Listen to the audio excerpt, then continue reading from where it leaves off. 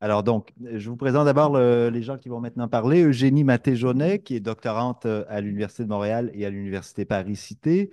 Ses recherches s'intéressent à l'acte de lecture posé sur les œuvres de Laurent Mauvigné et de Marie-Claire Blais, et son travail au sein de la chaire de recherche sur les écritures numériques et de la revue Sens Public l'implique par ailleurs dans les réflexions autour des chaînes éditoriales.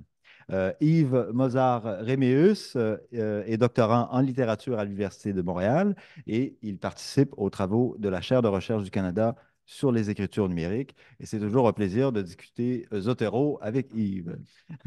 Alors, la communication s'intitule on va parler de Stylo, l'outil Stylo, un éditeur de texte pour répondre aux besoins des revues en sciences humaines et sociales. Merci François. Et puis, bonjour à tous et à toutes. Et puis, merci d'être présente aujourd'hui. Et puis, bon, j'ai aussi remercié en mon nom et celui de mon co-présentateur, les organisatrices et les organisateurs du colloque pour leur accueil. Et puis, donc, comme François le préfacé notre présentation, on va, pour notre part, aborder le futur des revues savantes par une exploration de la réflexion derrière l'outil stylo et le développement de ses fonctionnalités, dont certaines sont très récentes. Donc, c'est pourquoi on souhaite vous les présenter à nouveau. Donc, vous connaissez peut-être Stylo. L'outil est en développement depuis 2018 et de plus en plus d'utilisateurs, d'utilisatrices, notamment dans le monde des revues en lettres et sciences humaines, mais aussi dans l'enseignement, l'ont pris en main. Mais plus que de l'outil lui-même, c'est de la réflexion et de la philosophie derrière celui-ci dont nous souhaitons traiter. Avant tout, il s'agit de penser, comme on en a déjà entendu parler dans le cadre de la présentation du projet Revue 3.0, euh, donc, il s'agit de penser les besoins des revues en sciences humaines qui sont multiples et, comme on a pu le constater lors de notre travail avec des revues partenaires par le passé, qui peuvent être très, très spécifiques. Donc, c'est important pour l'équipe de notre laboratoire d'ancrer notre réflexion dans l'usage de standards libres et ouverts afin de remettre en question, justement, comme Marcelo en a déjà parlé, les modèles propriétaires qui dominent l'écriture savante, mais aussi afin de tirer parti de l'interopérabilité de ces formats et standards. Comme j'ai dit, Stylo a été lancé il y a quelques années, mais la réflexion de notre équipe se poursuit, le développement des fonctionnalités se poursuit au fur et à mesure que la recherche avance. Donc, après un premier temps qu'on consacre aujourd'hui à la conception de l'écriture savante que met en œuvre Stylo, qui va être présenté par Yves, je vous parlerai des fonctionnalités qui permettent de pratiquer cette écriture. Donc, dès maintenant, je passe la parole à mon collègue Yves. Merci, Eugénie. Donc, je vous remercie pour votre présence. La présentation de Silo va beaucoup plus axer sur les principes et la philosophie qui est derrière Silo. Donc, et puis aussi aborder les questions d'environnement numérique et des enjeux de l'écriture numérique. Donc, les revues en sciences humaines soutiennent les échanges scientifiques, la publication et la diffusion des recherches. Cependant, le passage de l'imprimé au numérique a profondément modifié le monde de l'édition et a changé les techniques éditoriales. Dans le sens de ce que développe Marcelo lorsqu'il parle d'éditorialisation, dans le sens que maintenant, lorsqu'on édite un environnement numérique, il n'y a pas seulement le fait d'éditer le texte, c'est pas seulement le fait de rédiger le texte, mais il faut s'assurer que le texte peut être trouvé sur Internet et de l'enrichir avec des métadonnées de le structurer pour faciliter, on va dire, sa présence, son existence sur Internet. Donc, l'écrit en milieu universitaire est devenu nativement numérique et la production des articles est assurée autant par les auteurs que par les revues. Dans la situation la plus courante, l'auteur rédige son texte avec le logiciel de traitement de texte de type What to see, what to get et a recours à une démarche variable pour structurer son texte en utilisant des signes graphiques comme le gras ou l'italique qui traduit souvent mal le sens qu'il veut donner à chaque section du texte. Donc, la structuration du contenu actuellement proposé qu'on essaie de véhiculer à travers Stylo, c'est de résoudre un problème. Le problème qui est qu'on la structuration des textes, présentement, tel qu'il se réalise par les revues, se fait à la fin de la production. C'est-à-dire que l'auteur propose son texte et les revues se retrouvent avec leur équipe à essayer de restructurer le texte. C'est vrai que l'auteur, lorsqu'il rédige, il choisit des signes graphiques pour le faire, il sait comment est-ce qu'il a structuré son texte, mais les revues travaillent un peu au cas par cas, en essayant de travailler sur chaque article et essayer de restructurer chaque article. Et Stylo, justement, véhicule et propose d'uniformiser les pratiques pour permettre que lorsque la revue doit traiter l'ensemble des articles reçus, elle puisse se faire de façon automatique et pour, on va dire, faciliter son flux de travail. Donc, le projet Stylo de la chaire de recherche du Canada sur les écritures numériques, entamé en partenariat avec plusieurs plateformes et diffuseurs académiques, systématise le processus d'édition scientifique de la rédaction à la publication. Donc, Stylo promeut des pratiques de structuration de documents et des données à travers des formats ouverts qui en facilitent l'interprétation et qui en limitent les pertes. C'est un objet d'analyse des pratiques, dans le sens que ce n'est pas seulement un projet qui vise à imposer des pratiques aux chercheurs, mais c'est un projet à travers lequel on arrive à analyser des pratiques, c'est-à-dire que les pratiques existantes dans le milieu de l'édition savante. En contexte numérique, de documentation également de l'influence des techniques d'écriture sur la production de documents scientifiques en SH, en partant du principe que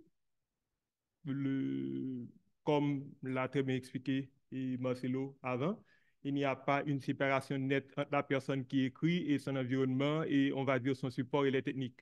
Donc, il y a comme une symbiose entre, l'ensemble participe au sens qu'on arrive à faire émerger et du texte qu'on rédige.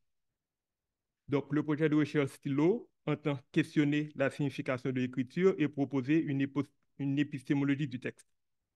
Comme outil d'édition de textes scientifiques, il est spécialement conçu pour répondre aux enjeux de l'édition numérique savante. Sa conception se base sur l'hypothèse que les technologies numériques conditionnent les pratiques, les valeurs et les cultures. La manière d'exprimer nos pensées dépend en grande partie des outils et techniques d'écriture. Ceci détermine la production et la circulation des connaissances, en assurant la structuration des contenus, en conditionnant l'accès et en déterminant la pérennité. L'outil Stylo intègre un certain nombre d'initiatives technologiques et de pratiques d'écriture émergentes qui permettent la structuration sémantique des contenus et la production de documents dans de multiples formats, tels que le HTML, le PDF, le XML, le DocX, l'ODT, etc. Tout cela de manière conviviale pour favoriser une prise en main rapide de l'outil. Donc, là, je vais aborder les trois principes sur lesquels repose l'outil. Donc, le premier principe, c'est d'aider les chercheurs à retrouver la possibilité d'exprimer la sémantique du texte. Donc, la responsabilité d'assurer le sens et la structuration du texte et de ses métadonnées scientifiques est transférée aux chercheurs. La chaîne éditoriale sert autant à rédiger qu'à assurer la pérennité des écrits. Au lieu de laisser ce travail aux revues, on transfère ce travail aux auteurs et aux chercheurs. Ensuite, produire des données plus significatives parce que ces données seront accompagnées de plus de métadonnées.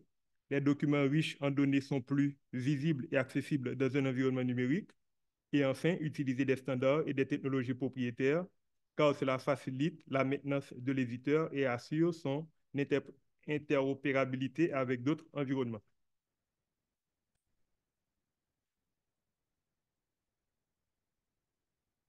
La raison, c'est qu'il y a d'autres langages qui permettent de structurer le contenu, notamment le XML, qui le fait très bien. Cependant, les chercheurs en SH ne maîtrisent pas toujours le XML. Donc, en réponse à cela, Philo aide à produire un fichier HTML enrichi, donc un PDF ou de multiples formats, comme je l'ai dit avant, à partir de trois fichiers sources, qui sont en Markdown, en YAML et en BibTeX. Donc, le Markdown, on l'utilise pour la rédaction du texte. C'est un format libre qui permet de rédiger en respectant une logique sémantique. Le texte produit est interprétable en HTML tout en restant compréhensible pour un humain. Et l'auteur peut ainsi facilement structurer son texte en catégorisant chaque partie en suivant la syntaxe Markdown. Les options de versionnement aident autant les auteurs que les éditeurs à suivre les changements apportés au texte et comparer les différentes versions. Cela donne la possibilité de récupérer des états antérieurs du texte et cela permet aux auteurs et aux revues de pouvoir suivre les étapes du raisonnement. Et les métadonnées sont ajoutées en YAML avec la possibilité de les aligner avec les autorités, alors que les références bibliographiques en format BibTeX peuvent être gérées à travers une synchronisation avec Zotero ou directement dans l'outil Stylo, parce qu'à ce moment, on peut les saisir et manuellement. Donc, on retrouve les trois fichiers sources. Donc, chaque fois qu'on exporte à partir de Stylo, c'est-à-dire que qu'on choisit d'exporter en HTML, qu'on choisit d'exporter en PDF, quel que soit le format qu'on choisit, on va toujours retrouver les trois fichiers sources. Et ces trois fichiers, l'idée, c'est de rendre opératoire la philosophie de transparence défendue par l'outil. Et ces trois fichiers aident aussi à développer la littératie numérique des usagers et ils sont garants de la pérennité et de la réutilisation des fichiers dans des contextes différents de stylo. Parce que le fait qu'on a trois fichiers différents, on a le fichier BibTeX qu'on peut utiliser, par exemple, allons dire si on récupère le travail d'une personne, puisqu'on a les trois fichiers sources, on peut importer les références bibliographiques dans Zotero pour faire un autre travail. On a le texte en Markdown qu'on peut récupérer et travailler et pour d'autres fins. Donc, on a trois fichiers séparés qu'on peut réutiliser et ça facilite la pérennité, notamment parce que ce sont des standards, on va dire, non propriétaires. Donc, il y a des communautés derrière. Il y a beaucoup plus de chances que ce sont des fichiers qu'on pourra utiliser longtemps après. Enfin, en donnant plus de responsabilité à l'auteur dans la structuration sémantique du contenu, Stylo entend les sensibiliser à l'impact de leur outil d'écriture sur la traduction de leurs pensées et aussi contribuer à sortir d'un partage strict des rôles entre auteurs, éditeurs et évaluateurs pour favoriser leur discussion. Parce que l'intérêt d'un stylo également, c'est que l'idée avant, l'auteur part du principe qu'il rédige son texte lorsqu'il a terminé, il n'a aucun travail à faire, il remet le texte à la revue et c'est à la revue de faire tout le travail de structuration jusqu'à la publication. Philo permet justement de rapprocher ce travail-là. On ne fait pas que écrire et structurer. Le fait qu'on peut structurer et l'évaluation se fait à partir de hypothèses, qui est une évaluation ouverte où il y a les commentaires. Donc, l'ensemble des acteurs, de l'auteur à l'évaluateur, en passant par l'éditeur, peuvent communiquer tout au long du processus de production. Donc, et dans l'idée de créer un espace de discussion et de création de savoir autour des annotations, l'auteur est invité à répondre aux évaluations de son travail, mais aussi aux demandes des éditeurs, ce qui conduit à travers l'annotation à développer une dynamique collective de production de connaissances. Et je passe la parole à ma collègue Eugénie qui va aborder les questions techniques de l'outil stylo.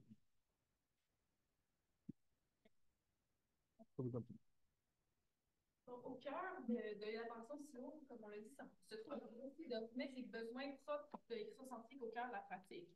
Donc, un peu comme on l'a dit plus tôt, les logiciels de traitement de texte les plus courants actuels, donc évidemment, on pense à Microsoft Word, répondent pour l'essentiel à des besoins de bureau, d'entreprise, de fonctionnaires, comme on a dit. Donc, pas à ceux de la recherche universitaire. Vous avez peut-être déjà vous-même rencontré les limites de ces formats-là. Donc, d'autres solutions pour prendre en charge la gestion de ces actes d'édition autour des articles savants. Donc, ça existe déjà. Mais avec Stylo, l'objectif était de repenser l'écriture même, de ne pas contourner les problèmes des autres outils pour les adapter à nos pratiques, mais de proposer un modèle d'écriture et d'édition propre aux sciences humaines. Donc, certaines fonctionnalités étaient présentes dès la première version de Stylo, mais d'autres sont ajoutées à la version 2, lancée l'année dernière. Donc, ces nouvelles fonctionnalités avaient été entrevues dès la première version, mais leur implémentation était plus complexe et a nécessité plus de temps. On a aussi des retours d'utilisateurs qui ont été considérés pour la version 2, qui continuent d'être considérés pour le futur, qui concernent notamment l'ergonomie de la plateforme, les disponibilités de différents formats d'export, et puis les développements de la plateforme sont menés par des développeurs. Oups, oh là là. Bon. Oh là. Ils m'ont entendu. Pas content. Non.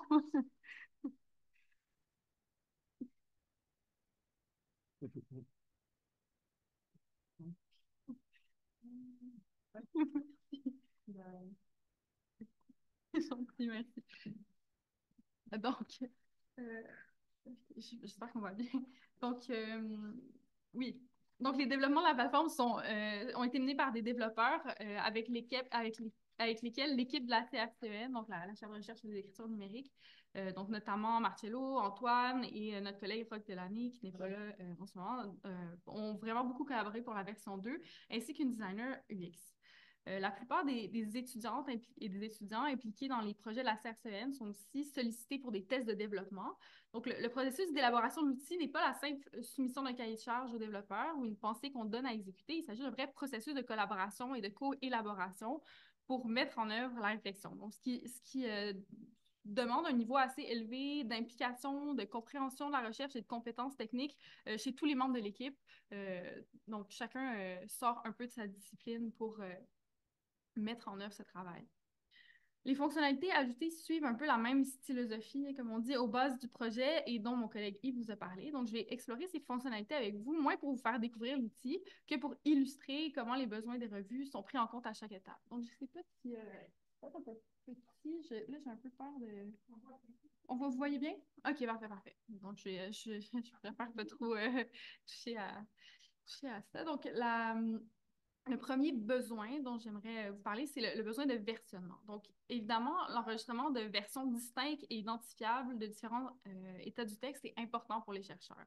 Et puis ça, c'est peut-être justement un besoin qui est souvent pas pris en compte, mais il est possible sur Stylo d'enregistrer. Donc, si je vous ai juste fait, là, c'est bon, c'est moi qui ai enregistré toutes les versions, mais on pourrait imaginer plusieurs auteurs qui enregistrent des versions différentes. Donc, il est possible d'enregistrer des versions mineures ou majeures. Donc, vous voyez des versions 1, version 2, 2.1, etc. Donc, au-delà du suivi d'un texte par son auteur, le versionnement des articles permet aussi une gestion de leur suivi par les coordinations des revues. Et chaque version est associée à un lien unique, ce qui permet d'évaluer les articles ou d'échanger avec l'auteur sur une version précise. De plus, les étapes importantes de l'édition de l'article peuvent être consignées et visualisées aisément, en plus d'être comparées. Donc, c'est possible de comparer les versions. Par exemple, si je veux comparer mes corrections avec le balisage des références, j'en ai pas rajouté beaucoup. Bon, ici, je pense... Par exemple, j'aurais ajouté une référence ici, je pourrais le voir facilement. Donc, ça répond aux besoins des vérifications et des modifications demandées par les coordinations des revues, notamment. L'ensemble historique des états du texte est accessible en tout temps et le module d'export permet également d'exporter dans tout format souhaité chaque version individuelle du texte. Mon collègue Yves, attendez, je vais sortir de là. Mon collègue Yves vous en a déjà parlé, mais la prise en charge des métadonnées et la gestion des références bibliographiques, donc notamment avec les volets, ici juste, voilà, avec les volets à gauche et à droite de l'espace d'écriture. Donc, les métadonnées de l'article sont incluses dans l'interface de stylo. C'est pas quelque chose qu'on pense par après et que dans lequel l'auteur n'est pas impliqué. Mais l'auteur, comme la coordination des revues, comme quiconque qui échange sur le texte, il a facilement accès. Donc, le résumé peut toujours être mis à jour, ainsi que les mots-clés. Donc, l'article fait partie, l'article, le BibTeX, donc qui est le format de la bibliographie, permet de gérer les références pour les données. Donc, les auteurs sont en contact avec ces informations-là qui, souvent, dans le flux éditorial d'une revue, sont séparées du corps de l'article et sur lesquelles l'auteur n'a plus la main, parfois à partir de la soumission. Donc, ça ressente la qualité de l'écriture savante de ces informations. Il faut se rappeler que ça fait partie de l'écriture savante que de fournir un résumé, par exemple. Et puis, ça réimplique l'auteur dans leur gestion, de faire se rendre compte que ça fait partie de sa pensée aussi. Ensuite, tel que mentionné, il y a aussi l'interopérabilité et l'export en plusieurs formats. Donc, mon collègue en a déjà parlé, mais les fichiers YAML, BibTeX, Markdown, donc tous dans des formats ouverts maintenus par une communauté, permettent de créer à partir de ceci des exports dans différents formats selon la diversité des besoins des revues. Donc, vous savez, je pense que je peux vous montrer ici, par exemple, notamment oui, ça apparaît bien, les différents formats d'export disponibles. Donc, c'est possible d'exporter des documents XML TEI qui peuvent être compatibles avec les schémas utilisés par Erudit ou Meta Open Edition, qui est un besoin vraiment important des revues. Et puis, si une revue a besoin, par exemple, d'une mise en page plus poussée, c'est possible d'exporter en XML pour ensuite l'importer dans le logiciel InDesign, ou encore, c'est possible d'exporter un document en LaTeX pour produire des PDF assez raffinés avec cet environnement-là. Donc, tous les exports de stylos sont basés sur Pandoc. Donc, bien sûr, le résultat et la multiplicité des exports n'ont pas besoin de passer par stylo pour répondre aux besoins des revues. C'est toutes des choses qui existent indépendamment. Mais ici, l'articulation avec notre réflexion sur l'édition savante est de regrouper ces actes d'édition au sein d'un même environnement qui nécessite une seule prise en main et qui conserve tout au long de l'édition de l'article et de ses exports une clé unique à laquelle sont rattachées toutes les versions de l'article. Donc, je vais maintenant parler des fonctionnalités qui se sont ajoutées. Donc, ça a été celles-ci dont je vous ai parlé ont été améliorées, mais il y en a aussi qui sont ajoutées plus récemment à Stylo pour répondre à davantage de besoins exprimés par notre communauté. Donc, notamment, je vais faire ici. Notamment le travail synchrone. Donc, une des demandes était la possibilité de travail synchrone sur un article, notamment pour que deux auteurs travaillent de façon simultanée sur le même texte. Donc, ça, maintenant, c'est disponible, ainsi que les espaces de travail. Donc, on a développé la possibilité de créer des espaces de travail. Je vais vous montrer. Je vais vous montrer un espace de travail. Démonstration. Bon, par exemple, ceci pourrait être l'espace de travail fictif, pas fictif parce qu'on a collaboré réellement sur notre présentation, mais par exemple, si des auteurs doivent préparer une présentation, ça pourrait être restreint à un espace de travail comme ça, donc une équipe de travail, une revue pourrait avoir son espace de travail aussi notamment. Donc, toutes les personnes qui sont incluses dans un espace peuvent modifier l'article, ce qui est particulièrement pratique pour le flux éditorial d'une revue ou pour la collaboration d'un groupe de recherche, par exemple. Tous les articles peuvent être partagés, regroupés, non seulement selon des rédactions de revues, mais aussi des dossiers thématiques.